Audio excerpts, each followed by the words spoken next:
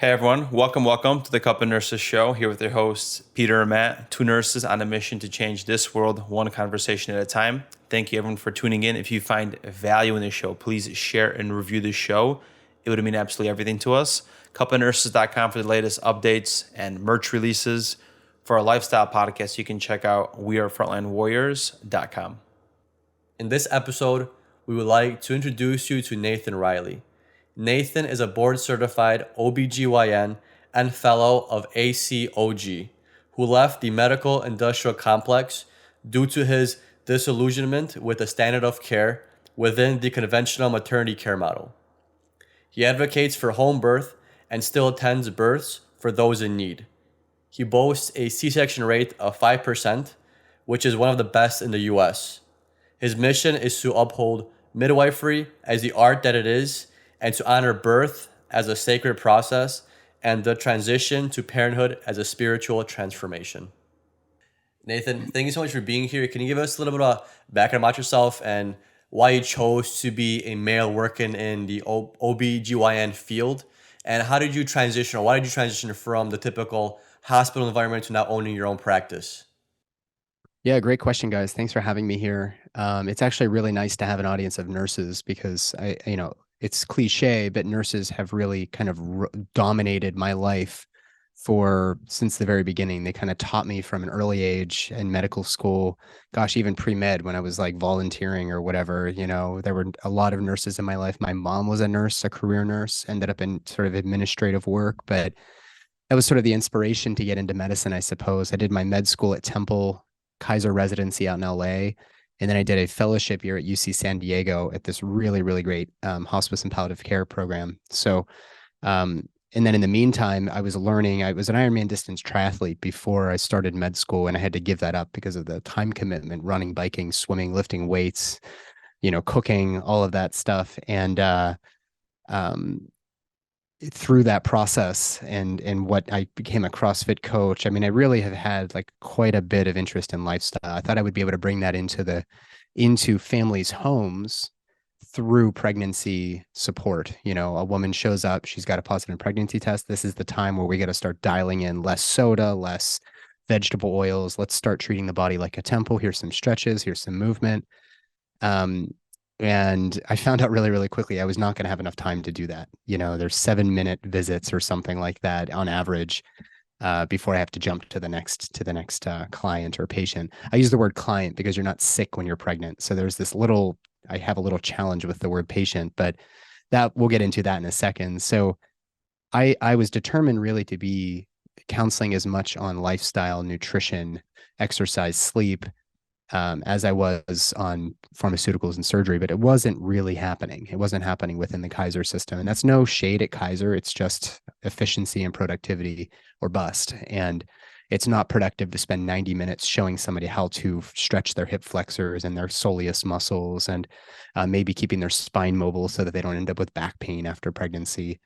But then I also found that I really, really loved sitting with people and just talking to them. They're on this unit. Perhaps they were induced at their labor was getting, induced at 39 weeks. They're going to be here for 2 days, 3 days. They're just bored out of their mind. I'd bring them food. I'd sit with them, chat with them, get to know their whole story. And they, obviously that builds quite a bit of trust, for this very, very hard thing that this person's going to go through and her partner.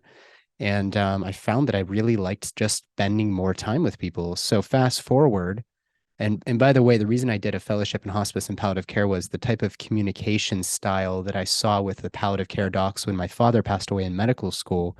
He died from multiple myeloma and was getting chemo and radiation for like 5 hard years. He got shriveled up. He ended up with terrible diarrhea. And I mean, he went through that whole thing. But then and he never wanted to talk about his feelings. He was like, cancer sucks, let's fix this. But then I saw the palliative care team sort of start chatting with him, and he was opening up about his religious beliefs and his spiritual concerns and this sort of existential dread of what's going to happen to me. And I was thinking, wow, what if I could find a way to do that for a person going through this very, very exciting journey of childbirth, which is very, very scary for many people based on what we see in the media and everything else. So I went in and I studied how to talk to people about cancer and chemotherapy and their end of life issues. And I found it was a perfect actual bridge in communicating with people going through this other incredible rite of passage, which was childbirth. So I found myself after a fellowship getting hauled off to Kentucky. I was recruited, great paying job, loved it. But I was spending so much time both in palliative care in the hospital and attending births as what they call a laborist, meaning like an inpatient OB-GYN that's there to manage everything from the emergency room to emergency C-sections up in the labor and delivery suite. And I just kind of got tired of it. We were about to have our first child. I figured I got to leave. I'm not able to do all of the lifestyle stuff that I wanted anyways. So I kind of took my first step out, and then COVID happened. And it doesn't matter what your views or beliefs are around, what happened over these past couple of years, but it was obviously very, very hard for every healthcare worker who was actively engaged in the medical system. And for me, as a hospice doc, I was seeing people who were dying but didn't have any love, any touch, anybody with them. And I had this real conflict in my heart. Do I follow these rules, wearing the masks and everything, or do I honor this 95-year-old former baseball player, former war veteran? Do I honor him and give him some dignity at end of life? My grandfather passed away in 2020, not from COVID, but at 100 years old, and he had to be completely alone. It was like August 2020, whenever this was like really ramping up. So that still kind of pangs me, this little like doubt around, what are we really concerned about at the end of life, similarly to birth. And so I took my mask off while I was working for hospice. And that was after I'd left the hospital system, and I got fired the next day because I broke protocol. And in some ways, it's sort of like, thank you. You finally gave me that nudge I needed to really do the thing that I cared most about, which was spending as much time with people from conception all the way through menopause, really. But my focus right now is on pregnancy and postpartum support. I provide that in the home, definitely outside of the hospital. And then I have a remote practice where I do everything else, including a lot of functional medicine, a lot of maybe people would consider it kind of woo-woo, but there's a lot of energetics sort of thing, like biogeometry and EMF mitigation, because people with fertility issues are carrying like 4 powerful modems right next to their gonads in their pockets all the time, and meanwhile they have very, very few sperm, very low motility. So kind of dialing in all of that, that's kind of what I do. And I haven't looked back. It's actually been a really, really beautiful way to transition in my career. And Nathan, where do you think healthcare fails future mothers, or even fertility, or even the process of having a baby? Where is like the disassociation between like the reality of things and like the business level of things of actual healthcare? Where do we really fail? Where do typical OBGYNs fail these moms and necessarily these Yeah. babies? Well, I think, you guys are, most familiar with the ICU setting. This person's blood pressure needs to be kept within these parameters, right? We need to keep the vent settings at this, what is it called? A PEEP. I don't even remember if I managed a ventilator for a while, but you have all these settings and dials. Same with lab work and imaging. Oh, we see that there's this clump of something. Let's remove that clump of something. There is a great deal of good that is done when we can objectify various metrics within the human experience. The problem is that childbirth is not a medical procedure. And when we reduce the entire experience of either having a baby or even dying, for that matter, to a set of measurable features about the person, we miss out on the opportunity to really appreciate that this person's experience through death probably matters. We don't know because we can't hear from them after they pass over the veil. But with childbirth, people get through childbirth, and even if they had an unmedicated, all natural, hands off, low intervention birth in the hospital, many women have come and said, and this is to all of my midwife colleagues, I mean, this is becoming a more unanimous thing, that something didn't feel right about that experience. So a lot of my OB-GYN colleagues would say, to hell with the experience. You and your baby want to get out of here alive, right? Well, that sort of, there's this presupposition that perhaps everybody's likely, there's an inevitable catastrophe around the corner with childbirth. But for 85% or more women, especially women who have really died in their lifestyle before, during, and after their pregnancy, the likelihood of something catastrophic happening is way, way, way, way, way less than 1%. But in order to have some illusion of control over the process, we've developed a variety of interventions, which If used appropriately, yes, healthy mom, healthy baby is possible. But if that's the only goal, then we're missing out on a lot of women who are actually feeling, and I will use this word intentionally, traumatized by the hospital birth that just saw them as a series of numbers or this little, dialing sort of ticking chart across the screen, the continuous fetal heart rate tracing, that type of stuff. And I feel like it has just become very, very impersonal. So to summarize that, I think that we have reduced medicine to merely a purview over the measurable things that we all hold near and dear: spatial imaging, blood work, in this case, fetal heart rate tracing. And we have forgotten about the actual experience of the person there. And on the mental, emotional, or perhaps for some people, even spiritual level, they're feeling like I wasn't very well taken care of. That didn't feel very safe. I didn't feel heard. I didn't feel seen as a person. And I think that's where we're starting to see a shift in maternity care. And where do you think the motive stems from? Because, for example, man, I work in the ICU.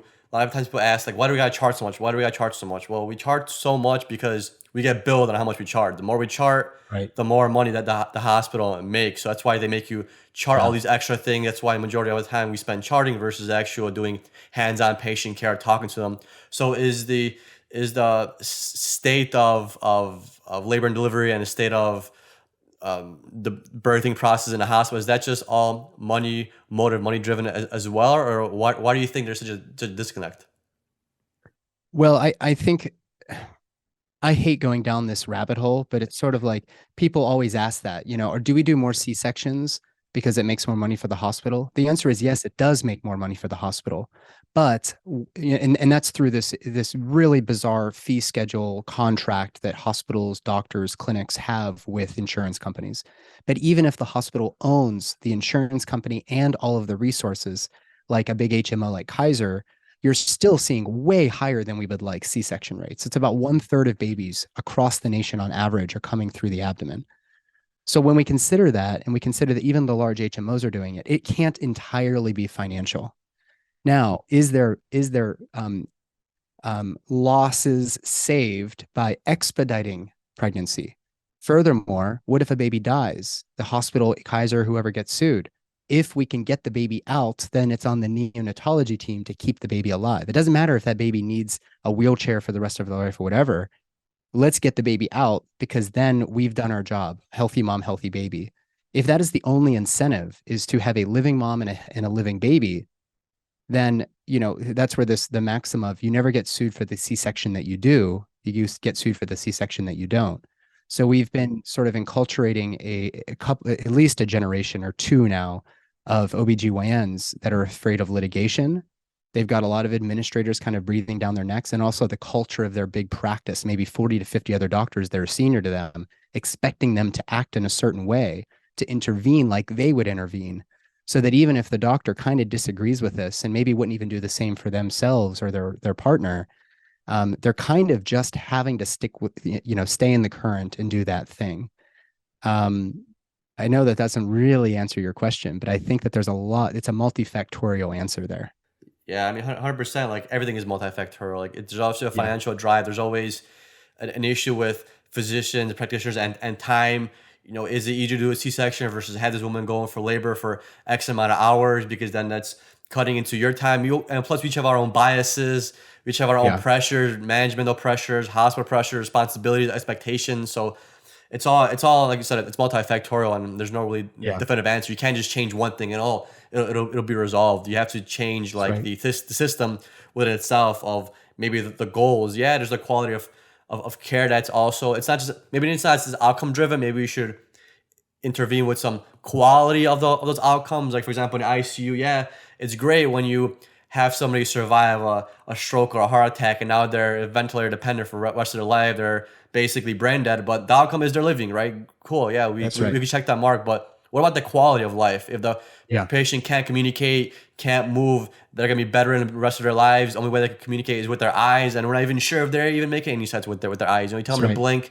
If you want this, you blink with that, and it's like, are they there? Are they not there? But hey, their life outcome is there. They're alive. So we can move on. Their heart is beating. Yeah. Yeah. And Nathan, yeah. And sorry, go ahead. No, go ahead. I was just going to add to that that in the childbirth experience, there's also quite a bit of like become so myopic on the outcome of just a living, breathing baby when this woman eventually leaves the hospital. We get so consumed by that single metric that for anybody out there listening, if you've worked on a labor and delivery unit, how many times do we start putting on a glove and then say, okay, open your legs, hon, we're going to do a check, we're going to just do a little check here. You don't know if that woman has a history of any sort of sexual trauma. You don't know if that person is just like in a fear state. I mean, like there's quite a bit that should happen before you're shoving your hand into someone's vagina, especially if they're saying, no, no, no, I don't want that. It's going to hurt or whatever. Like we need to slow this down and remember, this is a human being. We are not here just to guarantee this illusion of a guarantee of a good outcome. We can't guarantee that. But what we are willing to say is, hey, on a physical level, we're going to keep you safe. Healthy mom, healthy baby. We may, inadvertently traumatize you and hurt you in some other ways, mentally, emotionally. And so what we've been willing to say is that, based on like, we're looking way back to like Francis Bacon, Rene Descartes, by objectifying the body and just saying this is a collection of parts, it allowed us to actually break free from the church in medicine and start to dissect into bodies and develop our understandings of physiology and anatomy way further. But on the other hand, we've forgotten that there actually is a person here, and sticking your hand in anybody's orifice. Like I wouldn't like somebody just to come over and spread my cheeks and shove their hand in my anus. I wouldn't like that. But that's not really any different. And then we justify it by saying, well, we have to check on the baby. You're not checking on a baby by putting your hand in there. In fact, I don't even do cervical exams unless I'm like really concerned about a cord prolapse or something like that, which is extremely unlikely.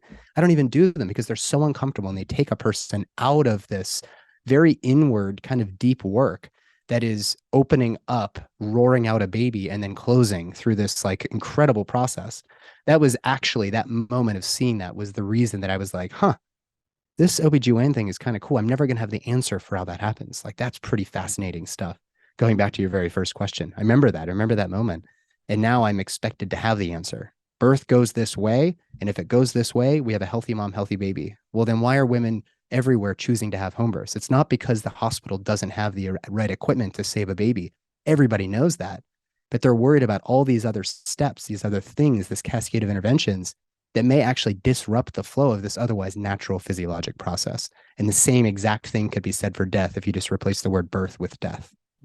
You make a good point because you brought up how the church got disconnected from the human body in a way where we're able to break this down into systems and things. But one thing that we did is we broke it down so much where we took away the spirit part of the human experience. And that's what we've seen with, COVID, with, your experiences. We're just taking care of the body itself, but not the person emotionally and spiritually to see what they're going through.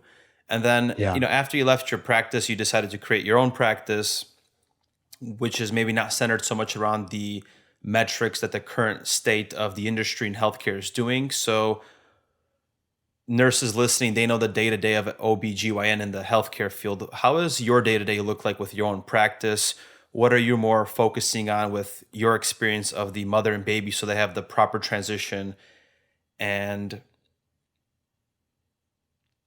what are just your responsibilities from your day-to-day, and how does that look like? How's that changed from the hospital setting?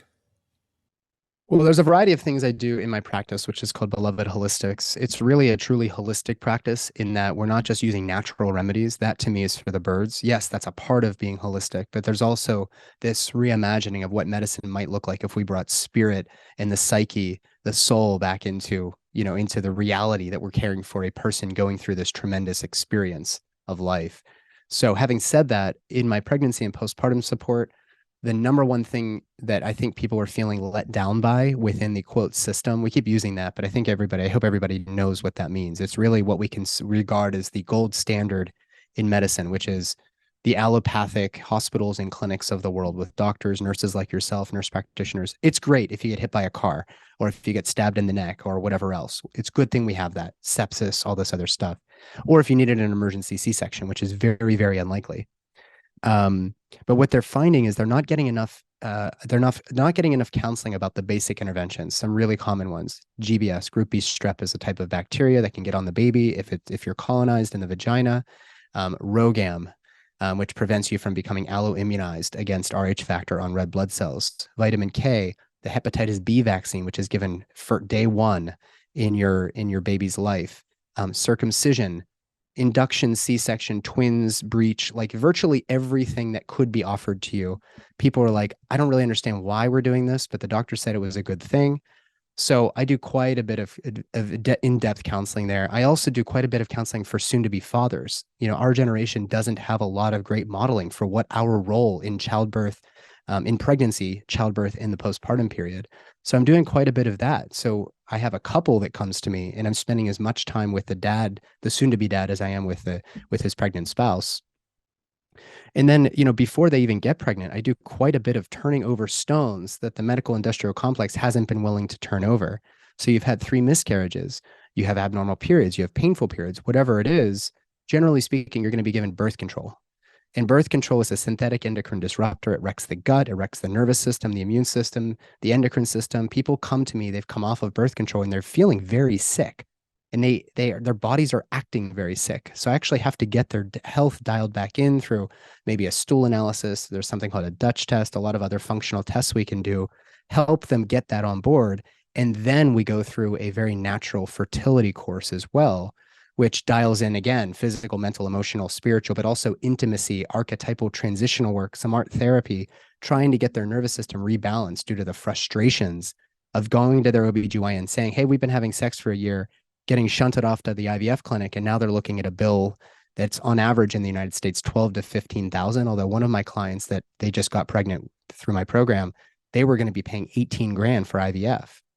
So this is really where the system, again, is kind of letting people down, and they're just going out looking for other options. And I was curious about this because we weren't going to do IVF ourselves, and I was desperate for us to get pregnant. So we didn't get pregnant right away. And I was like, I'm an OB-GYN. I have all this shit figured out. And of course we didn't. One cycle after another kept passing, and I was getting so frustrated. I started taking coenzyme Q10 and oysters and some extra fish oil and some magnesium, and lost my bike shorts. Like, I was going freeballing all the time, trying to boost my sperm count and motility. And eventually my wife was like, listen, this is a gift, not an entitlement. We're not going to do IVF. We're not going to do IUI. Let me see if I can time it. And she was tracking her cervical fluid. That's something called fertility awareness. I teach my clients how to do that. Never learned it in residency. And sure enough, within like 1 or 2 cycles, bam, we went out to a restaurant, and the photographer was like, 3, 2, 1, say we're pregnant. And she totally got me. So it was that feeling of exaltation, like, okay, there is something more to this than just, oh, well, you're not able to get pregnant. Let's go and spend 15K on IVF. Like, a lot of people don't want that or can't afford that. So I offer a fertility program as well that's at a fraction of the cost of IVF, and it's highly effective. It's not rocket surgery either. Like, this is fairly simple stuff. Yeah, that's definitely a lot to dissect: infertility, IVF, birth control. But I know a lot of women take birth control for endometriosis. So how do any of the women that you work with had the same experience where they take it more for the endometriosis and because the things that are associated with periods and the pain that they go through versus like just to not get pregnant? Yeah, absolutely. Yeah. In fact, the most women who are on birth control, and I can't remember the number, it's something like 20 million women a year are prescribed. It's a really large number. But they're not generally being provided birth control necessarily to prevent pregnancy, although that's like the side effect, so to speak. They're taking it in order to shut down their ovaries, to make them go quiescent for a period of time. And the problem with that, of course, is that your endocrine system is very delicately balanced here, and while it does squelch that pain, in your pelvis from endometriosis, when you come off of it, the endometriosis comes right back. So what I generally will have women do is I may even start them on a pill, but usually they come to me, they're on the pill, and they're like, I want to come off of this, but I'm worried about endometriosis. So there are some people sort of on the, I guess I'll use the word fringe. It's kind of pushing the vanguard forward as to what we understand about endometriosis. And it turns out there are enough people out there that are really thoughtful about this, as I was kind of suspicious of in residency, that this might actually be an autoimmune mediated sort of pathology. So what actually I start with is, let's get a stool analysis. Let's take a look at your stool And then let's start to make some small changes in order to balance out your gut microbiome, decrease the inflammation in the lining of your intestines. That will heal your gut associated lymphatic tissue, which comprises about 70 to 80% of your entire immune system. And once you get those, you kind of plug those holes and get some of these upstream issues working better, then you actually will have less of this inflammatory condition known as endometriosis. We balance out your hormones a little bit, maybe with some Dutch testing, we get your adrenals back on board, that type of thing. And I will say you will at least see a 50% decrease in your symptoms. It may not go away entirely.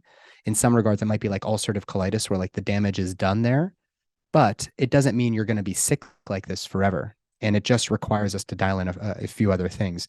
Another thing that's actually a very ancient practice is called vaginal steaming. Gwyneth Paltrow made this a big deal, and everybody was like, it's such woo-woo bullshit.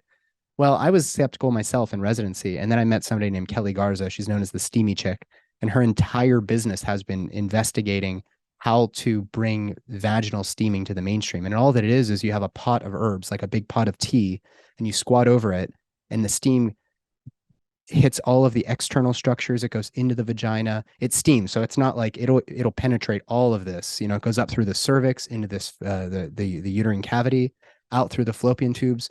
It just washes out, in the peritoneal cavity. It feels really good, but it also invigorates the tissue, bringing more blood flow there. And if you add specific herbs to the mix through the lens of Chinese medicine, it actually helps to rebalance wherever that stagnation, the excess heat, the excess cold is. And so that combined with everything I already talked about, I've had maybe one person who's like determined to get back on birth control. They're like, this is way better than it used to be. And it may just be that with time, that sort of chronic inflammation just slowly fizzles out. But that's my approach. That's my approach to endometriosis. And then Nathan, just one thing I forget is some of my family members, they're women, my aunts, they used to always say, oh, it'll go away after you have a baby. Is that any validity to that? Because I hear physicians say that sometimes, and even nurses say that hey, any kind of pain you have, or endometriosis, or any kind of issues you have with your female reproductive system goes away after you have a baby. So how valid is that?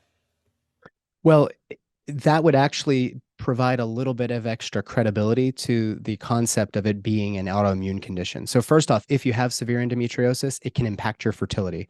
So that's the first thing to remember. But if you do end up getting pregnant, even though you have large amounts of estrogen and progesterone in the body, your endometriosis that pain tends to go away. So you might be having sex for the first time for a decade without any sort of pain with penetration. So if it's just a hormonal issue and it does decrease, at least let's say the severity of symptoms. I don't even want to say it goes away entirely, but a lot of women are like, I don't have that problem anymore. And then it may rebound afterwards. So it doesn't fix it entirely for some people. But I do wonder for those women who are experiencing a decrease in symptoms, is it because you had some sort of autoimmune process happening there? And when you're pregnant, almost every autoimmune disease kind of just disappears. So you've got rheumatoid, you've got psoriatic arthritis or psoriasis in your scalp. You've got all these other things. Even people with inflammatory bowel disorder, like ulcerative colitis, Crohn's, these are known autoimmune diseases. Their symptoms go away completely. And that's because in pregnancy, you've got high levels of progesterone. It suppresses the immune system and perhaps helps it kind of get back on board. You've got this growing foreign object in there. Perhaps it kind of resets the immune system to be able to see friend from foe. I think there's quite a bit here that we don't understand about that. But that anecdotally does seem to be true, that a lot of women with any autoimmune condition, and I like I said, I consider endometriosis a part of that group, they feel way better in pregnancy. So there's something to that. And we know that there's this connection with other autoimmune conditions. I suspect it's the same pathophysiology with endometriosis. That's fascinating. It seems like a birth is almost reprogramming our immune system. And I wanted to talk about infertility. What are your current studies, things that you've been looking into of what causes infertility? I know it's multifactorial, where it could be coming from the women due to age. It could be coming from men where they have a decreased sperm count or mobility issues. I think you mentioned something on the show about EMF related to our phones. So what do you think is happening in our current world when it comes to fertility, and why are we having such a decrease in the ability to get pregnant? So it's a great question. I will try to make it as simple as possible. First off, yes, you listed a couple really important things there. If you're not ovulating, it's going to be hard to get pregnant. But many women are still ovulating and seem to have a sort of perfect bill of health and they can't figure out what's going on. Uterine polyps, which are like moles that grow inside the uterine cavity, fibroids, regardless of their location, but especially if they're in the endometrial cavity. Scarring in the tubes can cause tubal factor. You can have a misshapen uterine cavity, like a uterine septum. You could have thyroid issues. You could have any other endocrine issues, including the adrenals, which is something that is often overlooked by us OB-GYNs. There are so many factors there. And if you're a little bit older, the most likely cause of a miscarriage. And by the way, the causes of miscarriage and causes of fertility challenges are often one and the same. Recurrent miscarriages, for example, could just be that you don't have a healthy corpus luteum, which is what results after the follicle is released. So you may need to boost your progesterone with chasteberry or even supplementing with progesterone. I mean, there are so many factors that can lead in the woman's body to infertility challenges. But the reason we have this long list with women is that we've always put the burden on women. If you can't get pregnant, it must be her fault. What's wrong with you? I mean, this is something that we've even seen in the media. However, the data also suggests that men are responsible 40 to 50% of the time. So if you look at the range on our semen analysis, the range is like, I can't even remember. It's like 20 to 200 million sperm per ejaculate. That is a wide range of normal. So if you were at 21 million per ejaculate, they would say you have a normal semen analysis. But if you guys are struggling to get pregnant, I'd like to jack that number up as high as I can get it, right? We want as many opportunities here as possible. The other thing you may see on a semen analysis that people probably know about is motility, which is how fast are these little guys swimming. And the way that you do a semen analysis is quite crude. You take a drop of semen, which you've just gifted to the urology clinic. They put it on a microscope slide and they look at it. And they literally counts within my view, how many of these guys are there? How many are swimming? I mean, it's complicated because they have to break it into like little quadrants. But the point being that if you don't have enough well-formed modal sperm with a flagella that's just flapping in the breeze, then you're going to have a problem, right? You're going to have a problem. So we can boost that up. There's another thing, leukocytes, which reflects some sort of inflammation, not necessarily infection, but an inflammatory process there because the immune system is selling white blood cells or leukocytes to that area. So on the semen analysis, if I see increased RBCs, but more specifically, if I see increased leukocytes, then there's something going on there inflammatory. And I would suspect that's probably, again, related back to the gut, back to some sort of chronic low-grade inflammation that's going on in the body. And if we can help decrease that and boost your semen analysis, any of those numbers, I mean, dropping leukocytes, but boosting counts, morphology, motility, then you guys are naturally going to have a better chance. Like, it's not rocket science. It's just the reality. So I oftentimes start with the man, actually, especially when the woman is, has generally a clean bill of health. We get the cell phones out. We do all the things I mentioned before. And then we are simultaneously trying to dial in whatever it is that might be impacting her health. There's one thing that I found that is really common, but it's often undiagnosed, is normal hemoglobin, normal hematocrit, that this person's chronically tired. They don't have the energy or the motivation in the morning. They have to drink a lot of coffee. So the first place I look is the adrenals, but I also want to look at their iron studies. And you guys are used to seeing these. If you actually see a low ferritin, a low total iron binding, or a high total iron binding capacity, the heme isn't saturated fully, we may have an iron deficiency issue that hasn't yet presented as iron deficiency anemia. So you can add acid to your food. It can just be apple cider vinegar, and that helps absorb heme iron. But then we're going to be increasing your organ meats. We're going to be increasing your shellfish, like oysters and mussels, the bivalves, bone broth, fermented cod liver oil, eggs. That is like all the nutrition you'd ever find in a prenatal vitamin. You don't even have to buy a prenatal vitamin. Just eat nature's multivitamins and you'll be fine. Dialing those things in, the adrenals I mentioned, you can get what's called a Dutch test, which is for a full cycle, you're collecting pee on a stick, and they check for metabolites from the gonads, of the hormones from the gonads and from the adrenals. And it looks at how the liver is breaking those things down. And then once we see that full report, it's beautiful. We can actually dial in just these specific CYP 2D6, 3,4-A, these different enzymatic processes that help to metabolize and excrete these hormones. So once we've looked at all of that, then it just comes down to kind of patience and reverence for the process and working on the mental, emotional, and spiritual things as well. In my fertility program, they're meeting with an exercise specialist, a functional nutritionist, a Chinese medicine doc, a metaphysical counselor, an art therapist, a psychic medium. I mean, there's a whole bunch of people that they meet with, and it has worked 100% of the time, which is I'm sort of shy about saying that because I don't have the capacity to take enough people, but it's not that hard. It's just looking upstream at what the cause was, as opposed to just starting to inject you with synthetic hormones, or I should say hormone analogs, in order to force the body to get pregnant. If we do that, that's fine. You're going to get that great baby that you've always wanted. But IVF is an independent risk factor for virtually every pregnancy complication. And it's most likely not because you're old or because the IVF is dangerous. It's because there's some reason upstream where you've been having these fertility issues. We've hijacked your physiology, forced you to carry a baby, even though the body was telling us, alarm, alarm, this is not a good time based on our resources, not a good time to be growing a child. And what about cell phones? How do they come into play when it comes with infertility?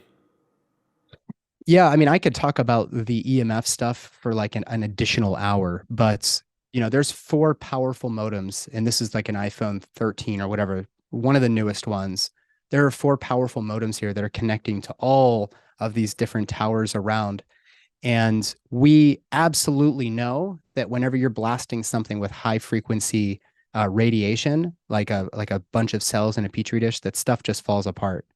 So given the delicacy of this and the fact that your sperm are being, doubled, tripled, I mean, they're repopulating your scrotum, your testicles, invariably.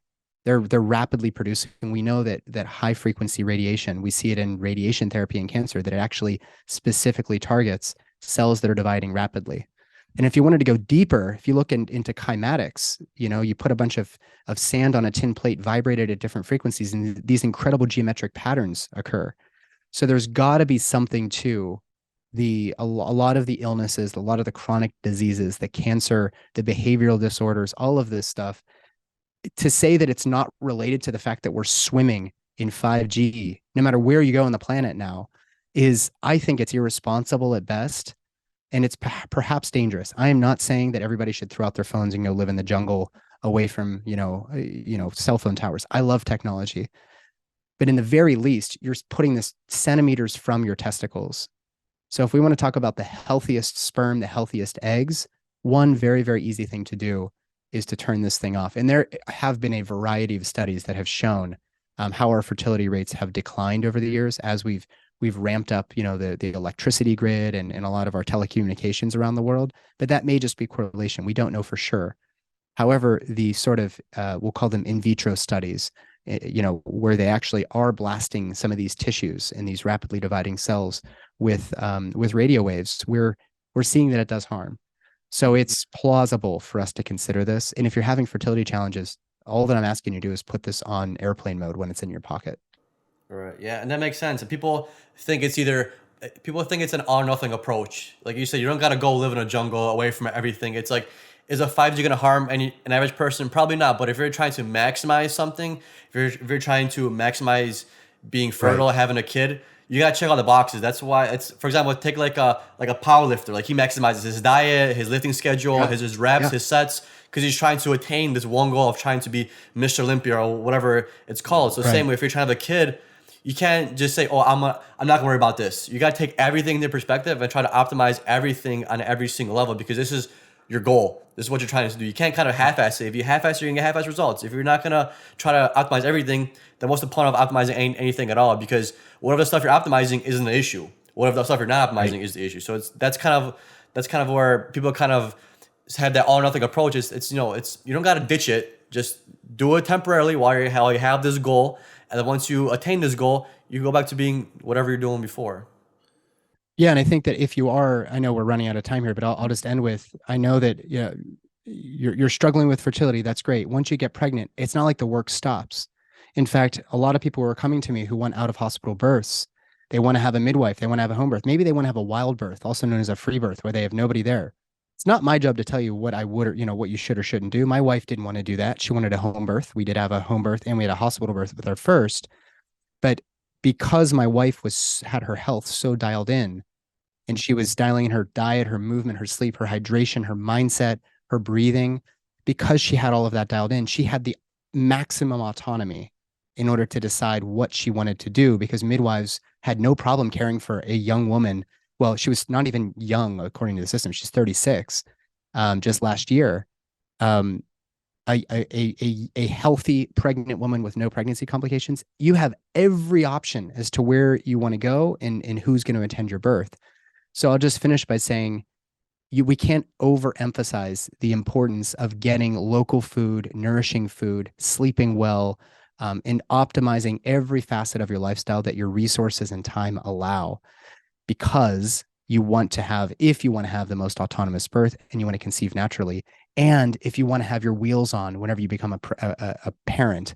This is one area that we have not really focused on, which is that your health is going to naturally take a hit when you become a parent. You're not going to be sleeping as much. You maybe don't have as much free time to do those things that nourished you. So let's dial it in now, and let's have the most autonomous birth and the easiest transition to parenthood possible. I love that. One last question I'd like to ask all of our guests. So if you had the opportunity to have a cup of coffee one last time with anybody, dead or alive, who would it be and why? Richard Feynman.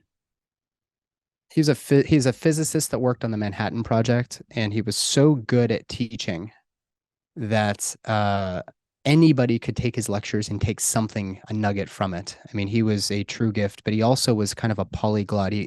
He was a painter, he was a drummer, like he had all of this other stuff, and I've really been inspired by that. He also was the one that said, something about being fooled. Gosh, I'm terrible at quoting people. Well, as a scientist, don't be fooled, and remember that you're the easiest one to fool.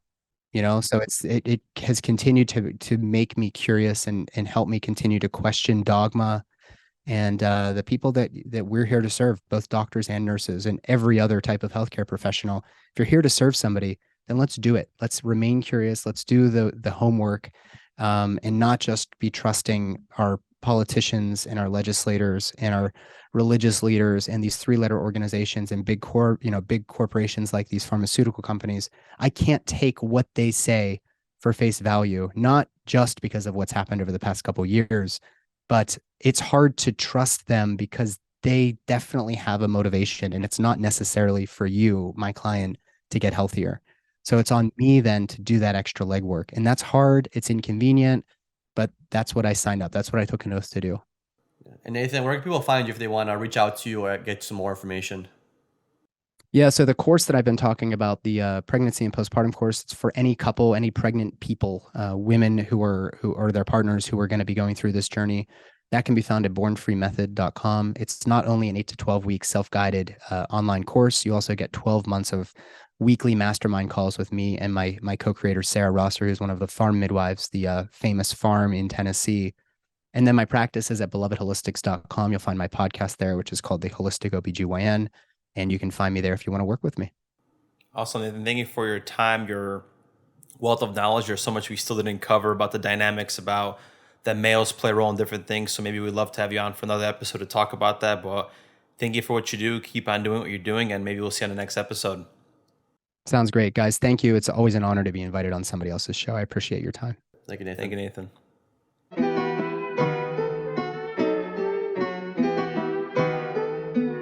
Oh, I gotta go. I've been working, told them please don't hit my phone. I'm in my zone, bruh, just leave me alone. Was on the road, but I swear I'm coming home. Now the drinks on me, I